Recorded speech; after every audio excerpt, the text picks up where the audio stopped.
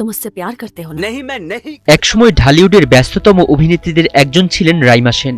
কিংবদন্তি অভিনেত্রী সুচিত্রা সেনের নাতনি হিসেবে পরিচিত হলেও নিজের অভিনয় দক্ষতায় আলাদা জায়গা তৈরি করেছিলেন তিনি। তবে গত কয়েক বছর ধরে বাংলা সিনেমা ও সিরিজে খুব একটা দেখা যায় না তাকে।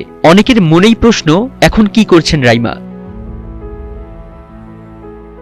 সম্প্রতি এক সাক্ষাৎকারে অভিনেত্রী জানান, ভালো গল্প ও ব্যতিক্রমী চরিত্রের অভাবেই কাজ কমিয়ে দিয়েছেন তিনি। একই ধরনের চরিত্রে অভিনয় করতে আর আগ্রহী নন।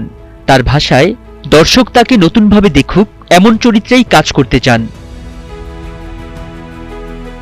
অভিনয়ের বাইরে নিজেকে আরও সমৃদ্ধ করতে সময় দিচ্ছেন রাইমা। নিয়মিত অভিনয়ের কর্মশালায় অংশ নিচ্ছেন, পড়ছেন বিশ্ববিখ্যাত অভিনেতাদের আত্মজীবনী, দেখছেন ভালো সিনেমা। বর্তমানে তিনি পড়ছেন অ্যান্টনি হপকিন্সের আত্মজীবনী। তার বিশ্বাস, সময়ের সঙ্গে নিজেকে বদলাতে পারলেই একজন শিল্পী প্রাসঙ্গিক থাকতে পারেন। তবে বিরতির পর আবারও ফিরছেন নতুন কাজে। হাওয়া বদলের সিকুয়েল আবারও হাওয়া বদল সিনেমায় পরমব্রত চট্টোপাধ্যায় ও রুদ্রনীল ঘোষের সঙ্গে দেখা যাবে তাকে। ব্যক্তিগত জীবন নিয়েও খোলামেলা কথা বলেছেন রাইমা। প্রেমের গুঞ্জন থাকলেও তিনি এখনো অবিবাহিত।